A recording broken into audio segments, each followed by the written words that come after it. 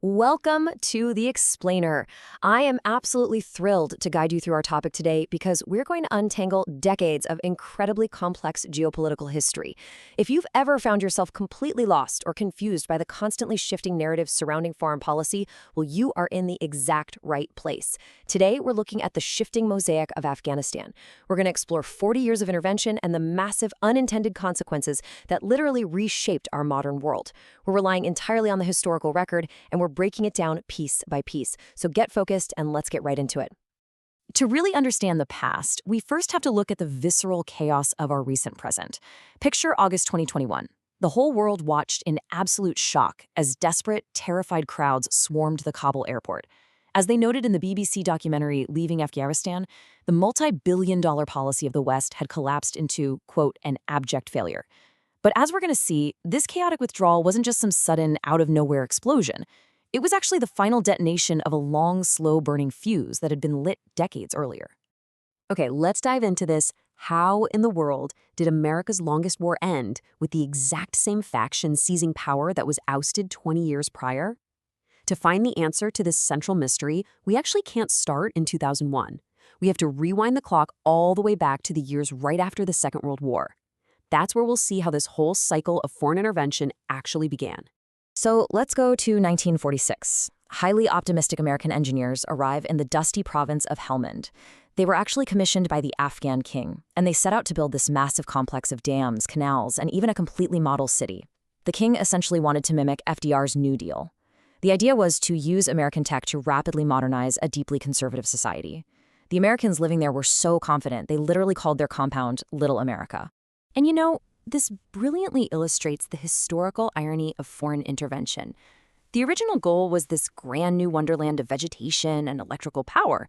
But look at the unintended consequence here. These giant dams raised the water table, which ended up dragging salt to the surface and completely killing traditional crops.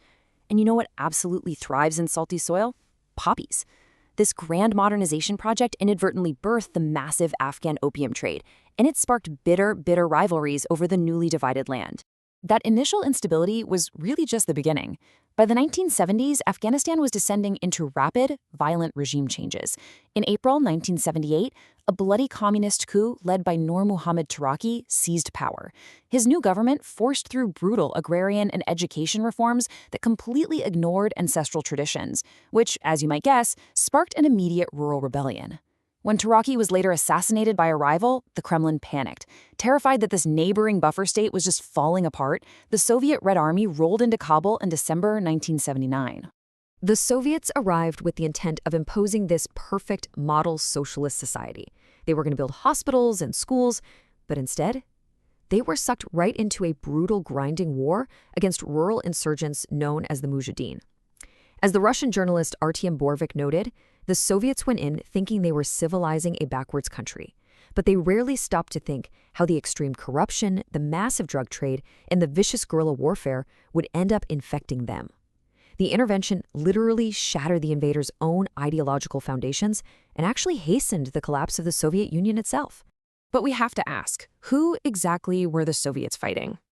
To really understand that, we need to quickly define a crucial term: Wahhabism. Originating in Saudi Arabia, Wahhabism is a fiercely puritanical, violently conservative form of Islam. It has a deeply rooted hatred for the modern world and Western imperialism. It's a force that the Saudi royal family had historically used to consolidate their own power. And as the Soviet war in Afghanistan escalated, the Saudis saw a golden opportunity to export this fundamentalist zeal way beyond their own borders. So how did this align with American Cold War interests? Well, look at the stark contrast in these strategies. Under President Reagan, the U.S. provided vast military aid and weapons to the Afghan Mujahideen. Their goal was simple: just bog down the Soviets in a messy proxy war. But Saudi Arabia matched that American funding dollar for dollar to execute their own strategy. They were exporting Wahhabism. They funded religious schools and sent young, radical fighters, including Osama bin Laden, to fight the Soviets. So the U.S. armed the resistance while the Saudis fertilized a violent, anti-modern ideology. Let's move to and see how this builds, because we have to ground these giant geopolitical shifts in the human element. The 2003 film Osama gives us a heartbreaking window into the civilian toll of all this. After the Soviets finally left, heavily armed factions turned on each other, reducing Kabul to utter rubble. Out of that chaos emerged the Taliban, who were completely rooted in those Saudi-funded religious schools. The film follows a destitute young girl forced to disguise herself as a boy just to find work, which perfectly highlights the absolute suppression of ordinary, daily life. The daily reality under the Taliban in the late 1990s was built entirely on this imagined, regressive idea of the past. As we see in the historical record, women were forced into all-enveloping burqas and strictly banned from working outside the home. Any remnant of modernization, whether it was brought by the Americans in the 40s or the Soviets in the 80s, was just swept away. Art and music were totally outlawed, and local boys were basically drafted into religious and military madrasas. And it's this incredibly dark reality that sets the stage for the next massive intervention. Following the attacks of September 2001, a US-led coalition invaded Afghanistan. The immediate goal was clear: hunt down Osama bin Laden and al-Qaeda. But almost immediately, the logic expanded into this grand, wildly optimistic plan. The idea was that if Western forces could simply liberate the innocent Afghan people from the Taliban, well, a modern free market democracy would just naturally grow right in its place. However, the execution of that plan hit a massive, unavoidable wall of reality. To quickly overthrow the Taliban, the US relied heavily on local armed groups. The problem? Many of these allies were the exact same corrupt and violent warlords who had torn the country apart back in the early 1990s. Flooded with highly inflated American contracts, these warlords just siphoned off millions. They transformed the local police forces into violent militias, who ended up terrorizing the very citizens the coalition was trying to liberate. And while this whole political project was unraveling in the cities, a deadly, grinding war was taking place out in the rural mountains. The 2010 documentary Restrepo captures this vividly. The filmmakers embedded with the 2nd Platoon of the U.S. Army in the Kringle Valley, which was considered one of the most dangerous postings in the entire military. It shifts our perspective directly to the sheer, visceral terror and the absolute exhausting reality of the ground war. What's so powerful is that the directors of Restrepo were very clear. They were not making a piece of political advocacy.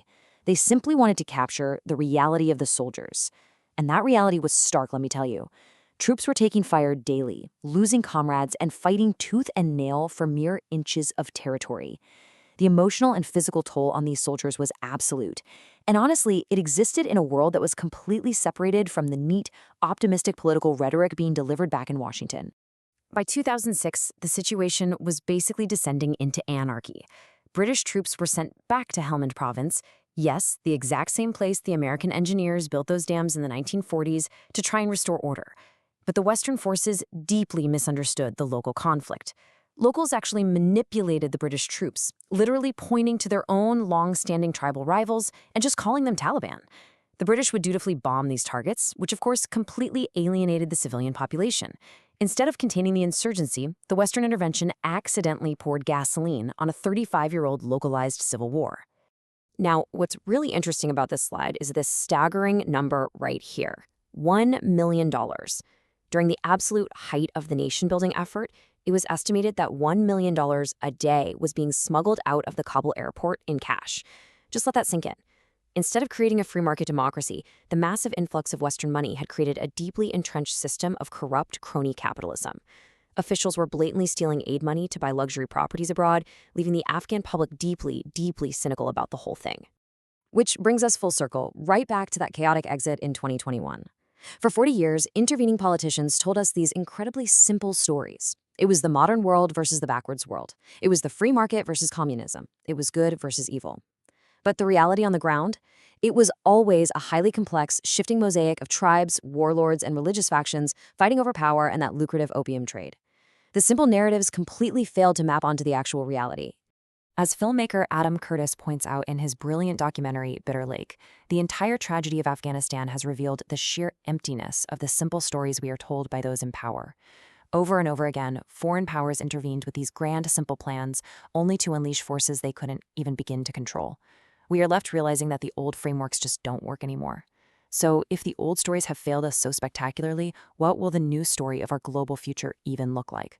And are we finally ready to listen to it? Thank you so much for joining me for this deep dive in The Explainer. Keep questioning everything, and I'll see you next time.